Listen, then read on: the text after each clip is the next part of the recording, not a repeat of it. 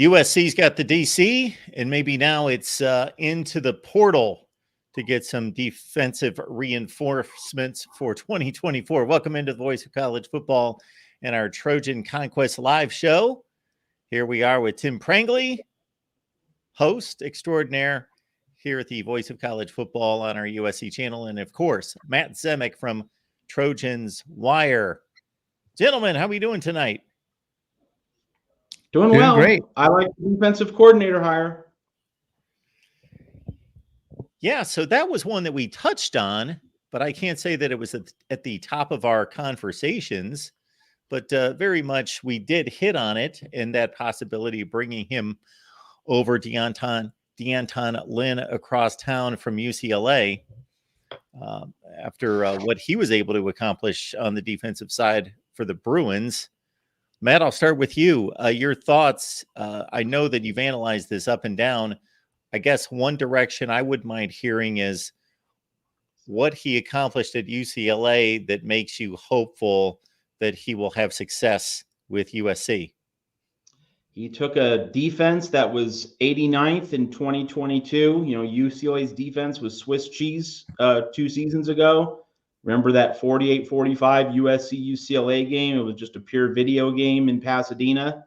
So D'Anton Lynn comes aboard. He whips those guys into shape, and they have the number 11 total defense. So that's an increase of 78 spots.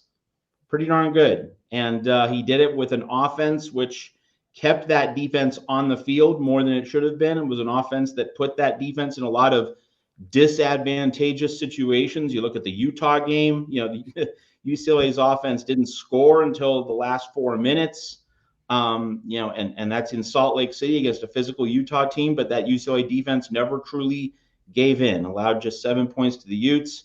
And there were other games in which the offense was just absolutely abysmal. The Arizona State game, you know, and the offense scored just 7 points, but the defense was able to continue to make stops, limit Arizona State to just 17 points. I mean, there were several other games like that during the season. So, you know, the numbers themselves are good. They're actually better than the numbers indicate because the UCLA offense gave the defense so little help over the course of the season. And I think in terms of the overall hire, you know, the one obvious deficiency is just experience. Like D'Anton Lynn doesn't have a lot of experience. He doesn't have a lot of scalps on the recruiting trail. You know, people are asking, well, what has he done in recruiting? Well, he's been a college coach for just 1 year. So, you know, you're not going to collect a whole lot of scores on the trail in one season.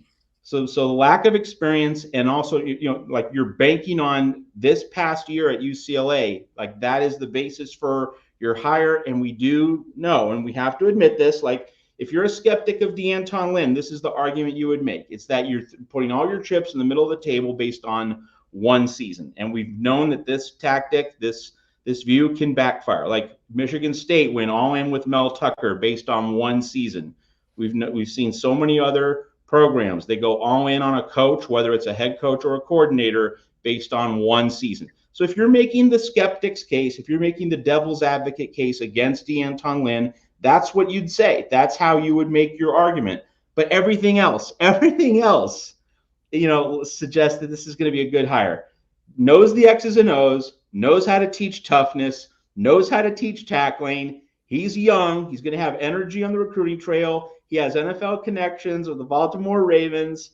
You know, and because he's been at UCLA, he already knows the Southern California high school coaches. He's built up respect with them. He's built street cred with them. So really, he checks every box except that one box, which is experience. And, you know, you're risking it all on one season. But everything else, like, you know, you look at like 6, 7, 8, 9 different categories. It's everything but that one thing, experience. Everything else lines up in favor. I'm sold. So, Tim, we see the effectiveness of the defense at UCLA under his direction.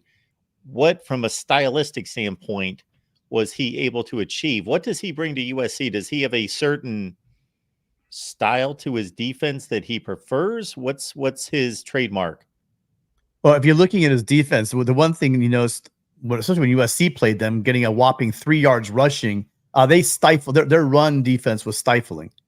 And granted, USC does not have some of the guys they have on the line and the front seven they had at UCLA, but USC does have talent and they do have players. And today it was the great line was Riley's quote today. He said, "There's one goal in mind, and that's sort of our North Star right now. That's the thing that we're staying focused on right now, building the best defensive staff in America. For me, it's getting too caught up into is something who we are now, And so that's the idea is building. I don't think they're done building the staff. It's stylistically, the one thing that I wouldn't say stylistically, but the one thing that really caught my eye and Matt just talked about is just a quick turnaround. Just the absolute quick turnaround. And what I've been calling for is I've been talking about I wanted a guy at a proven record of getting guys into the NFL. Well, he doesn't have that because he's only been there for a year. But he played in the NFL. He's young. He's going to vibe with guys. He doesn't need directions like Matt said. He doesn't need directions to modern day in Nebraska. He's from Texas, so he has some roots in Texas as well. Comes highly, highly praised by John Harbaugh in Baltimore. As it again with the Ravens. So I mean, you're looking at a coach, a young coach that is missing one thing, and that's experience, just like Matt said.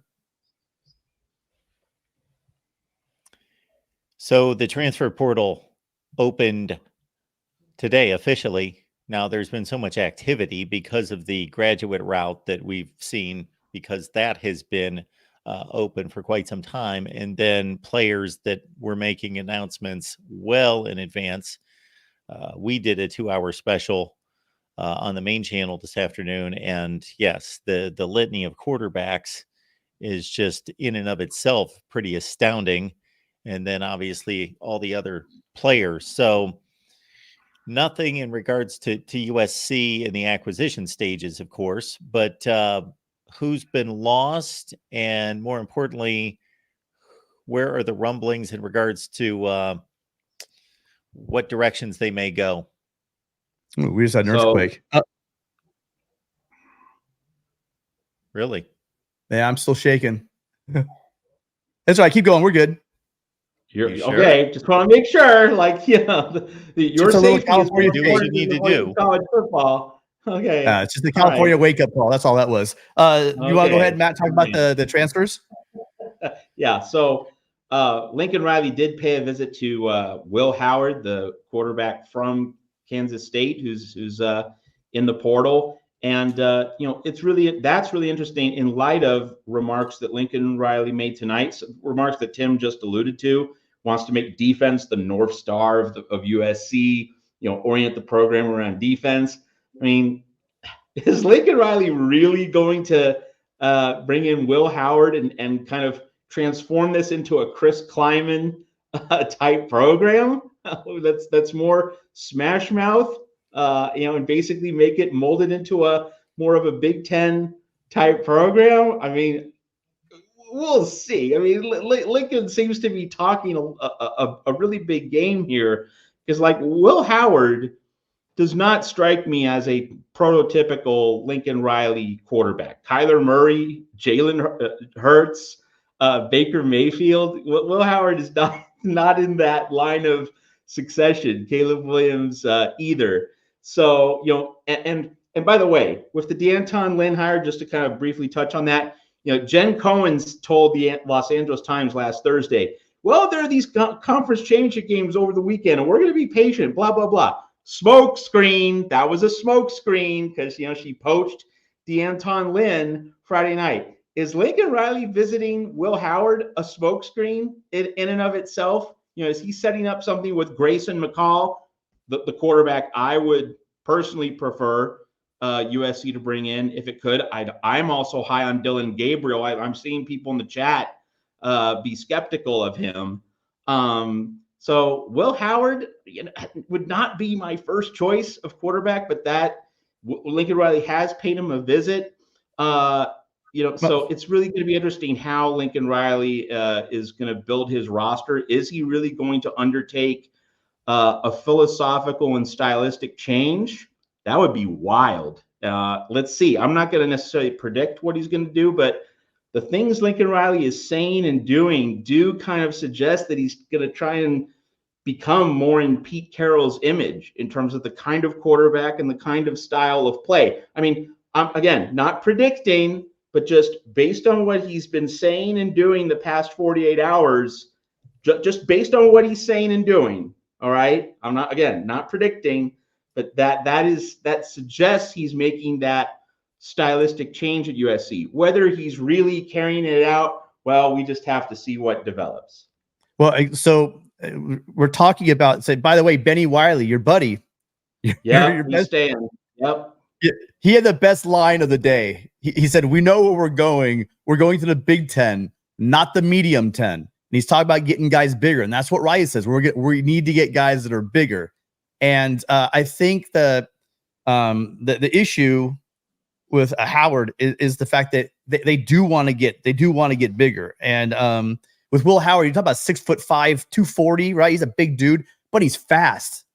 You know, he's got an 80-yard and a 70-yard run. That 70-yard was cracked off against Texas. So the guy's got with big guy. He's got wheels. You know, and when you get into that red zone, everything shrinks. It's pretty nice to have a nice running quarterback right there with you in order to hand the ball. You know, on the goal line, just take the ball and push a couple linebackers through the wall. So I mean, that's one thing you have to keep in mind as well, is what could he bring in the absence of maybe not the best arm. He is an athletic quarterback, and we're talking about Lincoln Riley though, Matt. You know, what can he do when Lincoln Riley said, sure, maybe and you know, the little apple, he didn't really tear it up, but maybe coming into playing with USC running backs, you know, this offensive line that I'm very high on coming in, and our receivers, you know, and Lincoln Riley, everyone keeps forgetting Lincoln Riley is an amazing offensive coordinator. Maybe he sees something in Will Howard that maybe other people are missing. I know that he wouldn't go all the way out there in the middle of Kansas just to say hello for a smokescreen. Could be, but I think more likely there is some genuine interest there. There probably is. I think probably the more accurate term than smokescreen is trial balloon, just to get a feel for, you know, a different kind of quarterback and maybe to explore some possibilities. I think that might be the middle ground. I don't think that this is Lincoln Riley's number one target, Will Howard. I mean, I can't imagine Lincoln Riley thinking, well, Will Howard, 2024, that's my guy, ride or die. I can't bring myself to think that. But you know, having a conversation and exploring what Will Howard might be able to bring to the table, just having an exploratory conversation, sure, why not? You know, now whoever USC does get at quarterback, and I think it's pretty clear that USC does need a quarterback. You know, to the idea of giving Miller Moss the keys to the offense, obviously, you know, we'll see in the Holiday Bowl against Louisville. And it's, by the way, it's really good that Louisville's the matchup. I mean, Louisville got screwed by the Florida State snub. Louisville was expecting to be in the Orange Bowl, and it gets kicked down to the Holiday Bowl. That's too bad, and it's really unfortunate for Louisville.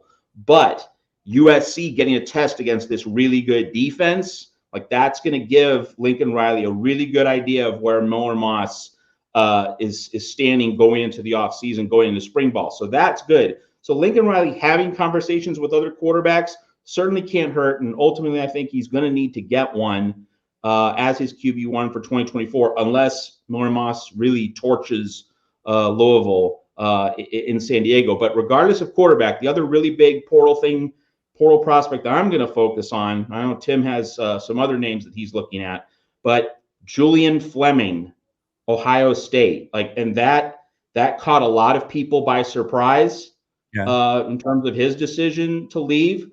I think if you're USC, if you're Lincoln Riley, boy, you know, after whiffing on Dorian Singer, and I mean, I'm not criticizing Lincoln Riley for getting Dorian Singer. We all thought he was going to be really good, but after missing last year, you want to be able to get back to the Jordan Addison standard. Julian Fleming's probably as good a bet as anyone in the receiver market in the transfer portal to get USC that elite field stretching playmaker. So, all right, if you're going to get Will Howard as your quarterback, just hypothetical, again, not predicting anything, but if you're going to get Will Howard instead of, in my mind, some better quarterbacks that are in the transfer portal marketplace, if you get Will Howard, but you bring in Julian Fleming, fine. Like okay, that can work. Like that can really become something special. So if you're not going to get the very, very best quarterback in the portal, but you do get the very best receiver in the portal, all right, we can work with that. So that'll be really interesting to see. I think that move might be because it's all, you know, Ohio State's a lot like USC. They're year in, year out, they're getting top guys. They got what Cardinal Tate last year, Ennis last year from Florida. So I mean, it's not like they don't have receivers. That it might be an issue where it's getting a bit crowded. I don't know. I mean, I got no idea. I don't have insight on it. And then they did have the receiver that was the #1 receiver in the country, but I think he might go back on his, and now he's going to Miami, I heard, something like that. So, but receivers aren't the issue over at Ohio State. So it might be just, hey, he's wants to get more reps. Yeah, Julian Fleming's a guy that was the #1 rated receiver, according to 247 Sports, coming out of high school. He had a slow start to his career, mostly because of injuries. And now in the last couple of seasons, he's still been nicked up a little bit, but he's been able to be on the field the last 2 years. Had 6 touchdowns with CJ Stroud as quarterback 2 years ago, even though he was just the third option behind Marvin Harrison Jr., of course. And Emeka Egbuka had 34 catches, 26 catches this year. And not that this is a great example of what Julian Fleming can do, but end of the first half against Michigan, Ohio State's backed up at its own 1 yard line, and they run into a brick wall on first down, second down. So they're sitting at 3rd and 10 at their own 2, and McCord's backed up in his own end zone. So Ryan Day kind of put them in a bad spot, I thought. And Julian Fleming really saved them from having to punt out of their own end zone with about 2 to 3 minutes left in the first half, and probably set up Michigan for a 2-score lead at about the 35 or 40 by making a diving catch, and kept his feet in, made a brilliant catch on the sideline to get them going. And then they eventually went 60, 65 yards to end the half. So he is a talented receiver, has not quite fulfilled his potential, but in no way has he been a bust. When he's been on the field, he's been a productive receiver. Going back to the Will Howard comment, the Trojan Blade, by the way, guys, if you're not checking out his stuff over on his channel, amazing. If you know, first I go to Matt, then I go over there and check out stuff from Gabe. So if you aren't checking out, he did a great video today. He had a great tribute to Caleb Williams. You guys all have to go check out. Not right now, when you're done watching us. But this is a good point. You know, it's he's used all different types of quarterbacks, from Baker to Kyler to Jalen to Caleb. They all have their own quirks, and Riley's been able to get the most out of all of them with his offense. So the Will Howard thing, you know, being mobile, being that quarterback and using quarterbacks. Oh, by the way, you know, it was also in the portal. Imagine the combination. You have Jaden Ott's also in the portal right now from Cal. So that would be an interesting pickup for USC. I don't know. Having a nice big 6'5" guy again, Matt, just to me seems very appetizing going into the Big Ten. And it's going to be, I think, would be run heavy. And then I believe Riley was talking about this defense. He really wants to bust up this defense. So we'll see. Is there a concern that if you pick up a Will Howard, that basically, of course, he's proven, he's played 2 seasons. We put his stats up there. I saw him for the first time a couple of years ago. He basically unseated Adrian Martinez when Martinez, coming in from Nebraska, was given the starting quarterback job, faltered and got injured, got nicked up, and Will Howard took over and led Kansas State on that run to the Big 12 championship. And that Moss and his ceiling, Howard, his ceiling, that you're basically, I'm not necessarily talking from a stylistic perspective because Howard's more of a runner, but that you're just getting kind of the same quarterback, and neither one of them has the ability to, you know, be that elite quarterback that USC expects. Well, I think a lot of this ties into what Lincoln Riley is saying about defense, things that Tim alluded to earlier. Like, is Lincoln Riley truly undergoing a philosophical change where he's aligning things around his defense? You know, on our call-in show the past few Fridays, you know, Tim's dad calls in and he reminds us that John McKay talked about building from the middle out and building from the inside out. You know, you start with your line play, you start with being strong up the middle, and then you worry about your skill position players. I mean, just the things that Lincoln Riley said in the past 24 hours or so, he's going in that direction, or at least he's suggesting that he is. Now, USC fans should have the, you know, I'll see it, I'll believe it when I see it type attitude. But like Lincoln Riley is at least saying the right things in terms of being physical, in terms of starting with defense, starting up front. That like that's where the heart of his program now needs to be. But that like that's a new Lincoln Riley. That's not traditional Lincoln Riley. But the point is that if he really is undergoing this philosophical change, then having Will Howard as his quarterback potentially, like that would fit with you know, the rest of what he's doing. And you know, like Will Howard being coached by Chris Kleiman at Kansas State, like that's a program that's certainly built on physicality, toughness, winning the line of scrimmage. You know, it's certainly not a finesse offense. It's not a finesse program. So, you know, Lincoln Riley might be trying to find a new alignment for his program. You know, Tim alluded to Benny Wiley. You know, he is staying on. Wiley made a lot of comments about, you know, his vision for 2024 in the Big Ten. So like he is staying. It's going to be interesting to see how D'Anton Lynn works with Benny Wiley, you know, and can D'Anton Lynn actually rub off on Benny Wiley? Can he rub off on Lincoln Riley and change them? You know, Riley's bringing in Lynn, but in many ways, it's up to Lynn to, you know, not only, you know, coach a defense, but, you know, I'm sure that when Riley and Lynn had their interview before Riley hired Lynn, I'm sure that Lynn said, you know, hey, Benny Wiley, you know, is he, you know, running a strength and conditioning program that I can really trust and believe in? I'm sure that at least something was said about, you know, coming together and having a consensus in terms of how to develop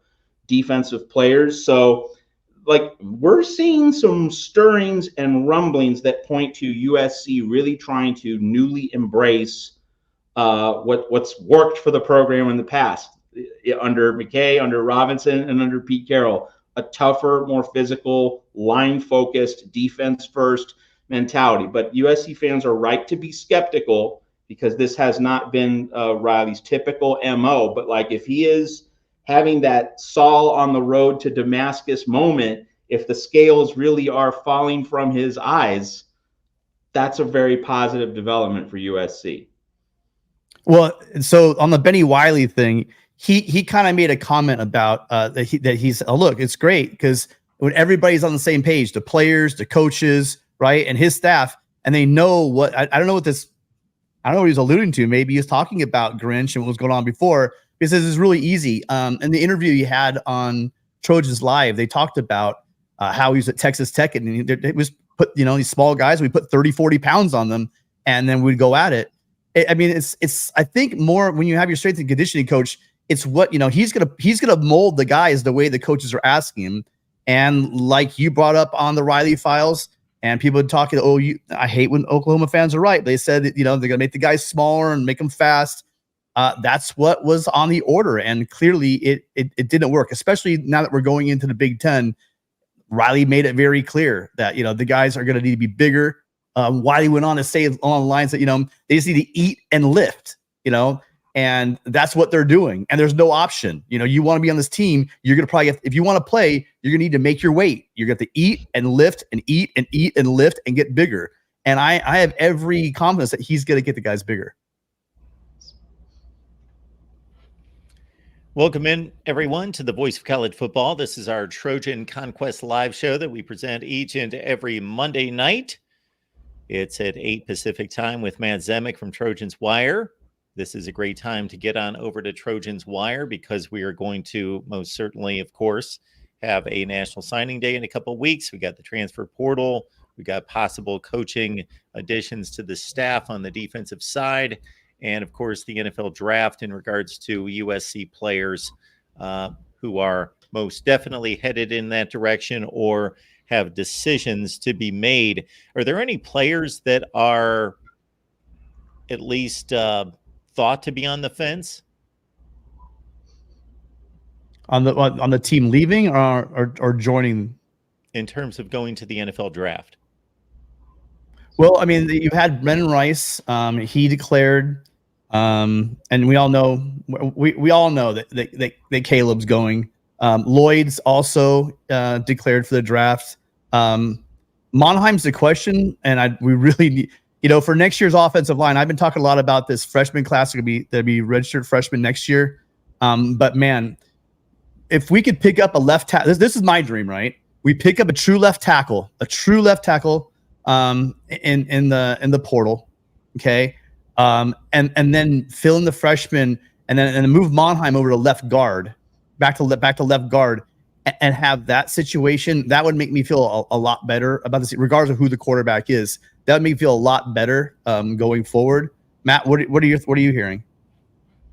Haven't heard anything more than what you've heard, and I think just a lot of this is fluid and very much in flux, and decisions are going to be made. They're going to be trickling out over the next few days and weeks. Okay, I just want to address this. It's on the screen. The Like the Torch podcast. Do you still feel Benny Wiley should be on the chopping block? Well, I've gone on record as stating what I think, that I would have moved on from him. But Lincoln Riley's made the decision to not move on from him, to retain him. But what we're seeing, and obviously, they got to prove it, actions, not words. But there does seem to be a sense that, USC has to be big, has to be tough, has to be physical going into the Big Ten. And there seems to be, I'm not saying there is, but there seems to be, if you just go by what Lincoln Riley's saying, there seems to be an awareness. My methods haven't been working. They haven't been hitting the mark. And so there does seem to be this switch in terms of mindset. Again, they got to prove it, but let's at least give Lincoln Riley this right now. And I mean, you can still be skeptical of him. You can still doubt him in terms of being able to deliver. But just in terms of, there seem to be some awareness that what has been done over the past year has not worked? Is there some admission of that? Is there an awareness of that? Yes. Lincoln Riley is talking like a person who is conceding that the way things have been done has not been working. So that in and of itself is good. It obviously has to lead to something better. It obviously has to lead to something more, but that's the first step, right? You got to admit that there's a problem and that you have to change. So with Benny Wiley, I wanted him gone, but if he was going to stay, the incoming defensive coordinator, Riley himself, the overall operational philosophy of the program, like Lincoln Riley has said, how we practice needs to be different. Okay, that is healthy, that is positive. So if you're going to retain Benny Wiley, a lot of other things need to change, at least in terms of what's being said publicly. There is an admission, there is an awareness that USC's methods do indeed need to change. So that's important, and we'll see where it goes. Yeah, that quote, he says, whatever it takes to get, talk about the defense and the mentality, right, and the toughness, whatever it takes to get that done from the development standpoint, from the staffing standpoint, from the way we practice, everything here is going to be done with a defensive minds first. So I do believe unlike some of the other previous coaching staffs we've had, when people say this is not Trojan football, I think it was heard. I mean, I don't, some people walk around like Riley's an idiot, which is, I don't understand, but he knows there was a deficiency on the defensive side, and clearly, I think we put the rest. At least we put the rest that he doesn't care about defense. I think we can put that up apart and away for right now. And obviously, they have to do it on the field, but everything he's done so far in the offseason is showing that he knows there's a deficiency. He's taking steps to fix it. When we talk by the way, sorry, Mark. Another great podcast, Light the Torch. You guys go check those guys out as well. Guys, when we talk about moving to the Big Ten and that upgrade in physicality, right now, Michigan is the gold standard of physicality in that conference.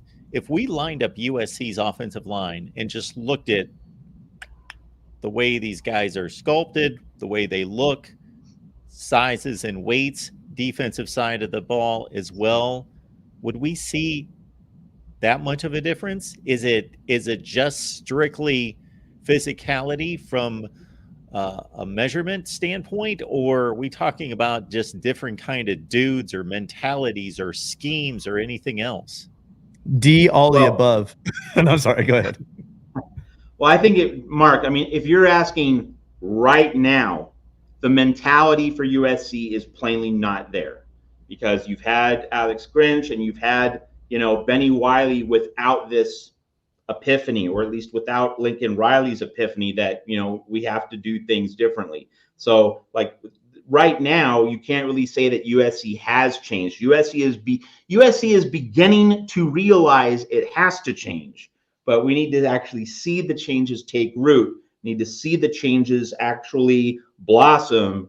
So right now, the mentality, the aggression, the toughness, I mean, USC was a soft team in 2023. There's no two ways about it. So right now, Michigan would just, throw USC around like a dirty old rag.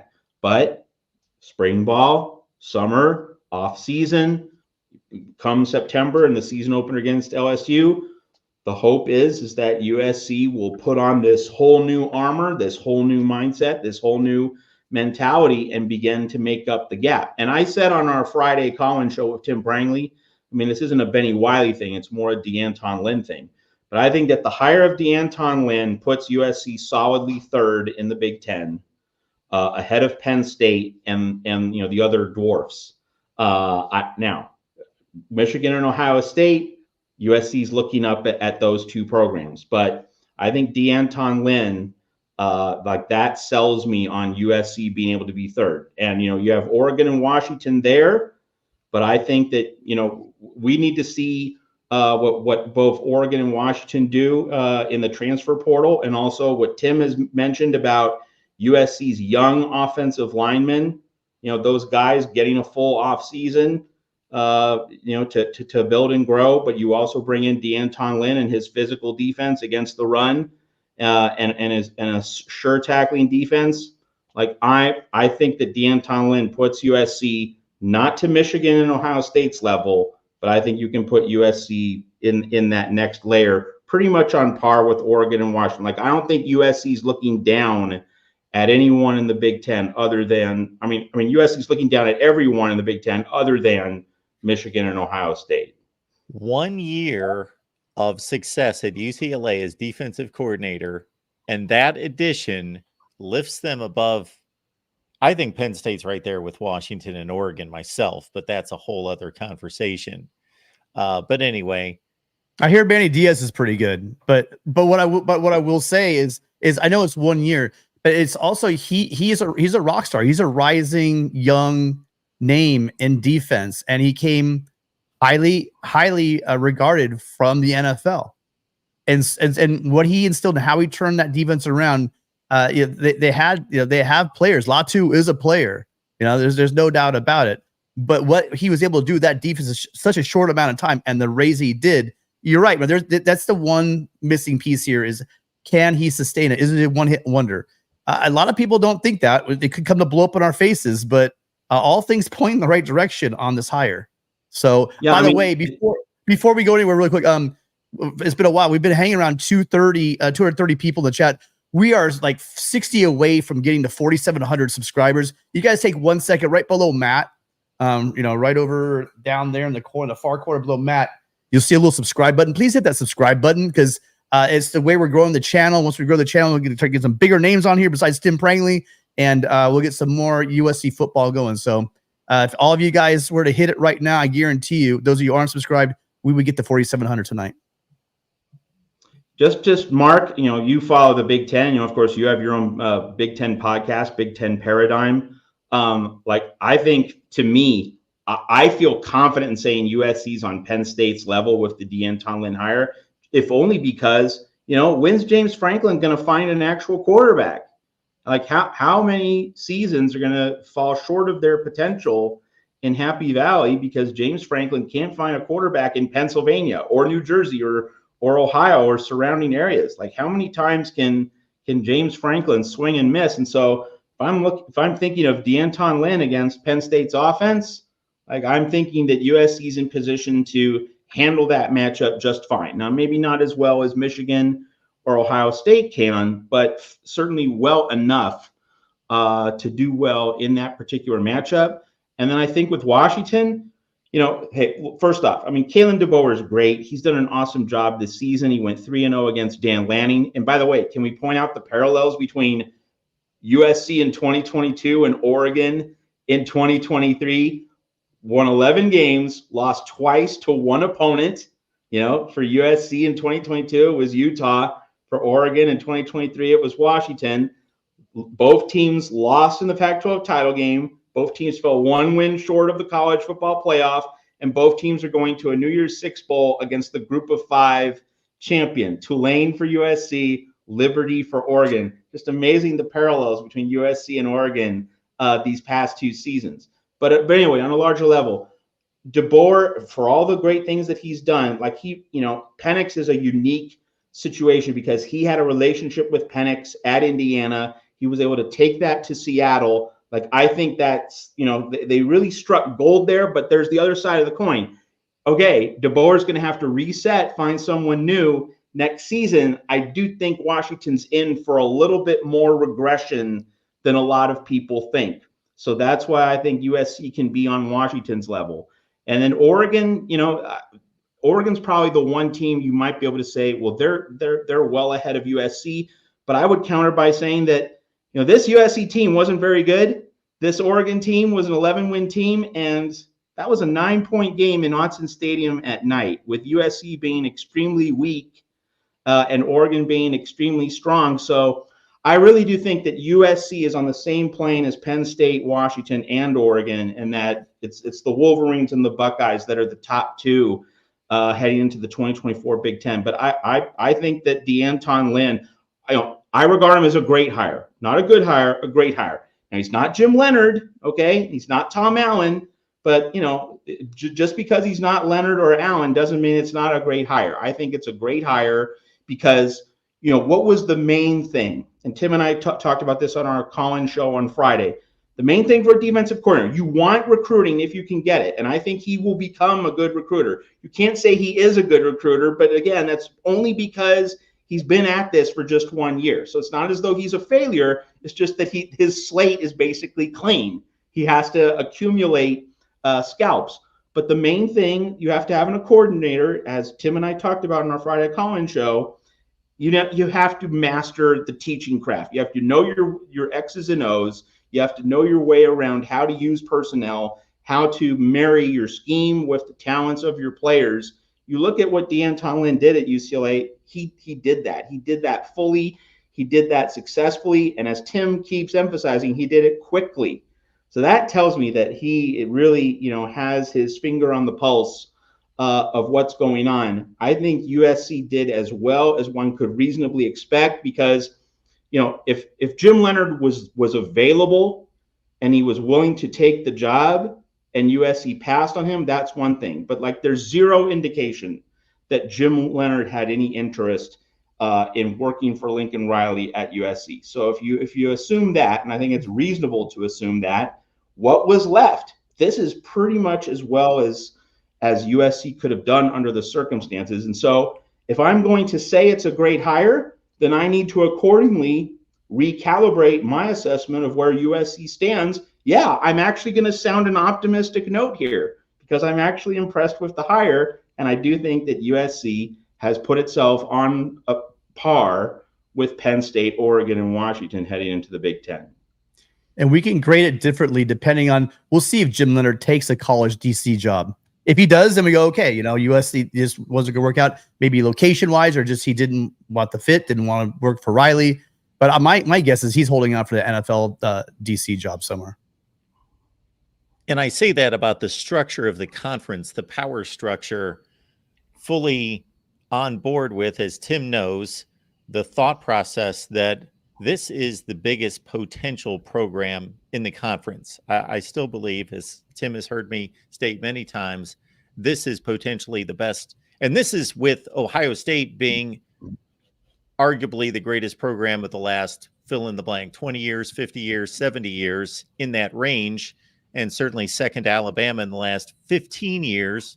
That USC, when great and maximized, even surpasses Ohio State's potential. Ohio State's kind of like the gold standard of stability of elite play in the Big Ten. There's no question about that. Who knows what's going to happen with Michigan?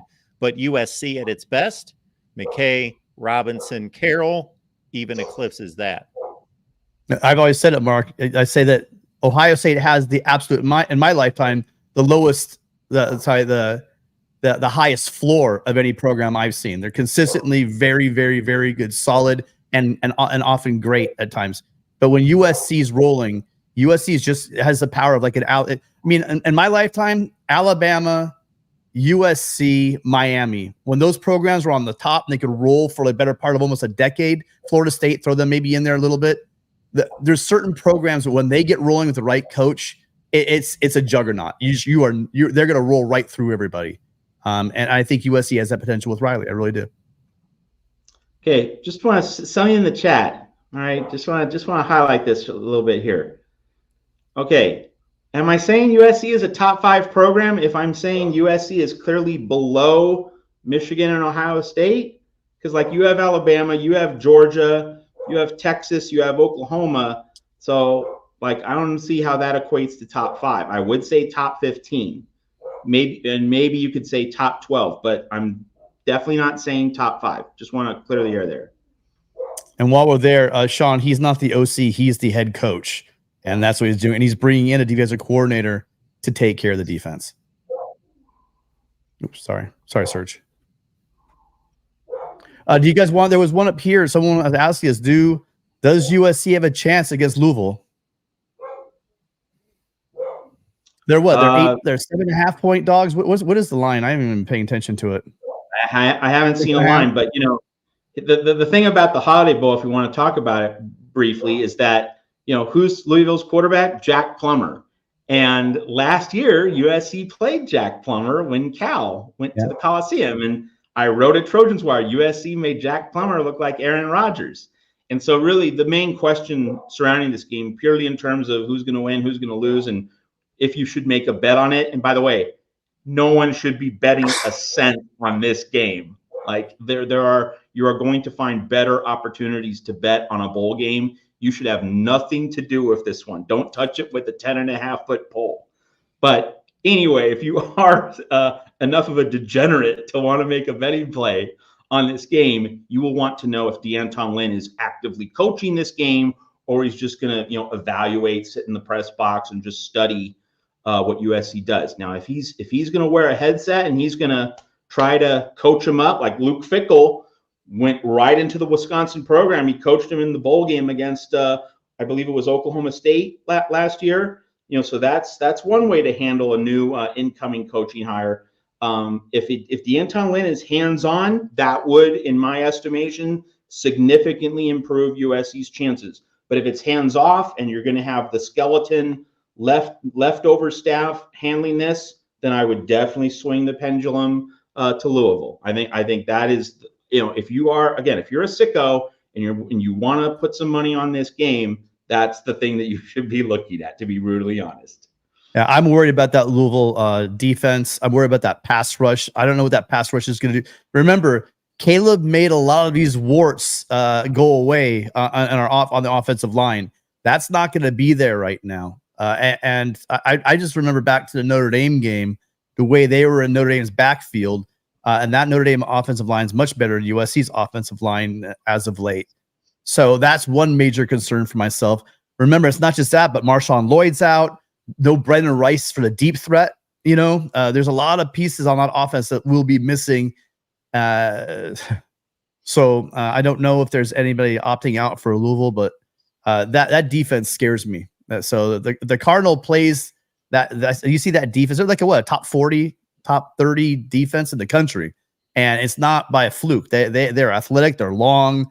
They're nasty. They got to bend. The pass rush is gonna be relentless, and I'm banking on Riley to get Miller ready for this game, get the ball out quick. They're gonna have to try to mitigate that pass rush. If they can, USC's got a shot, but I wouldn't bank on it. Not with our defense. I'm not finding any information on Louisville NFL draft opt-outs at this point, so we will know more in future weeks. And with the history of the Holiday Bowl, folks, again, heed Matt's advice. We know what crazy things happen during the Holiday Bowl, but USC and Louisville, I don't recall them ever matching up in football.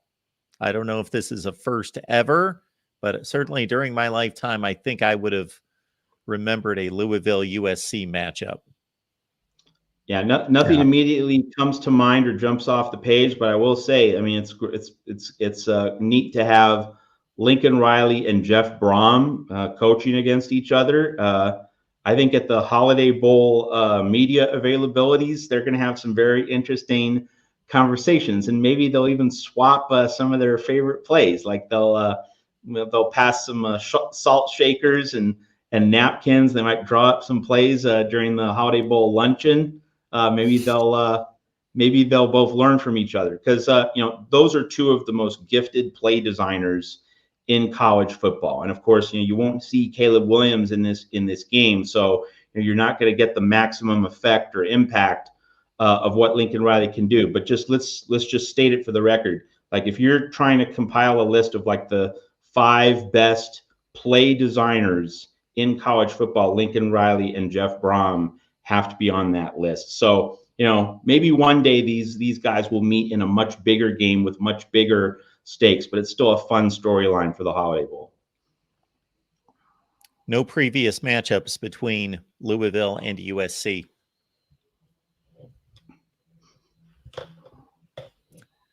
Trojan Conquest Live, everyone. We do this each and every Monday with Tim Prangley, with Matt Zemek here at the Voice of College Football on our USC channel. Matt and Tim get together on a regular basis to break things down and talk to you directly, especially when there is breaking news. And again, each and every Monday with Matt and Tim, 11 Eastern, 8 Pacific. Please, as it says on the screen right now, please like the video. It's easy to do, and subscribe here at the Voice of College Football USC. It's in the corner right next to Matt. Down below in the corner, it's just a click away to sub to the channel. Well, it's not breaking news. Go ahead. It's not breaking news, but Reggie Bush getting one step closer to getting that Heisman back, which will eventually happen. And by the way, I've been trying to help out the morons at the NCAA to reinstate his stats so that the cowards over at the Heisman Trust will allow him to get his trophy back, save time, stop looking stupid, and give that man his trophy back. But Reggie Bush is going to be entering into the College Football Hall of Fame. So congratulations to Reggie for that. At least they got it right. One of the most electric players ever to play the game. Absolutely. Generational talent. You would think many of those organizations would be connected in such a way that, okay, there's a recognition here that he's a College Football Hall of Fame player that is now being inducted, that the stats would now become official again. And, the next situation would unfold, and then the Heisman Trophy would soon follow. Let's take this time, since we're talking about College Football Hall of Fame inductees, let's take this time to remind ourselves that the College Football Hall of Fame policies for head coaches are absolutely ridiculous. You have to have a flat 60% win rate to be in the Hall of Fame. Well, so that means that if a coach took a job, like this applies to Howard Schnellenberger at Miami, you have to spend a few years eating some losses. He also had to eat some losses when building the Louisville program a decade later.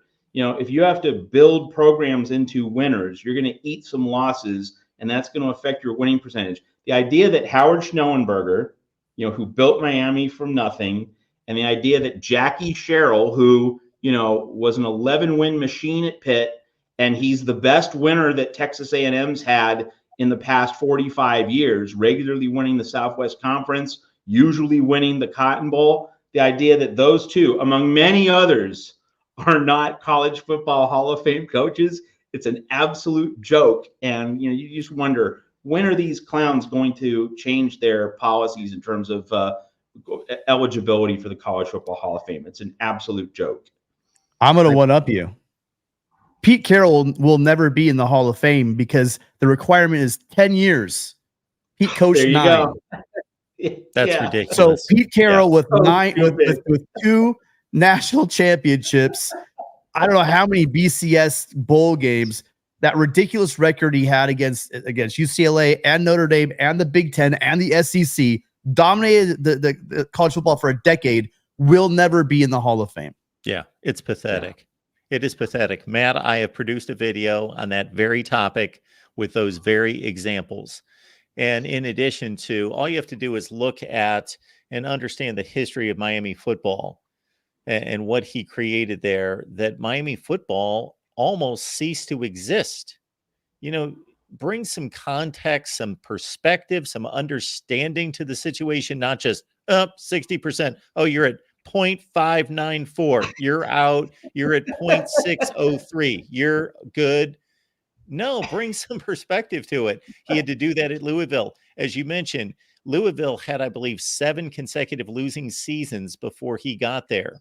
He takes it over, and within 3 or 4 years, they're going 10-1, beating Alabama in the Fiesta Bowl. Then he takes over a third program, or starts another program from the beginning, Florida Atlantic, foundation of the program at Florida Atlantic, and so they won bowl games. And they won bowl games. But you're going to take it's like it would be like penalizing Tom Landry for taking over an expansion franchise in 1960 and going 0-11 his first year. He had a bunch of grocery clerks working for him and playing on the field.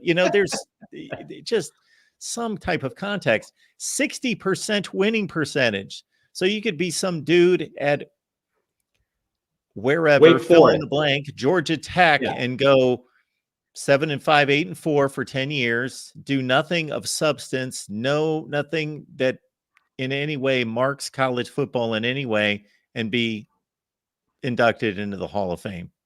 Basically, you could be Bo Pelini at Nebraska, 8-5 every year, for a decade. Easily. And exactly. Yeah, in that 9-year. Again, just at least a guideline that I have in life would be rules should rarely be the norm. Guidelines are good. Guidelines. Yes. We start here, then that starts the discussion. That's like they have a ridiculous rule about the College Football Hall of Fame as a player. You have to have been a first-team All-America player. Okay, that seems good, but we looked at a series of years around 10 years ago where Dalvin Cook, Derrick Henry, Christian McCaffrey, Zeke Elliott, and I'm probably missing a few other guys, were all playing at the same time. You could have not made the third team All-America list and be an all-time great running back.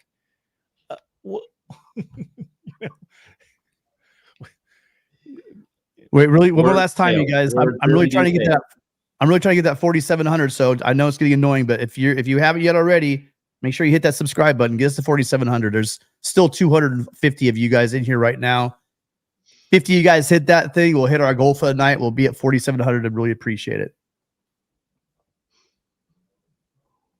Do we have an idea when we're going to get together and take calls from the fine folks out there? I'm trying to push Matt for every Friday. So we might do every Friday just for a half hour. And then if we get enough calls and the people going, enough topics. But remember, you guys, that's another reason to subscribe, because, if, for instance, Walter Nolan decides to come to USC, we will be going live taking your calls after that event. We will. Yes, we Jaden will. Ott, whoever. There's big names in the portal, you guys.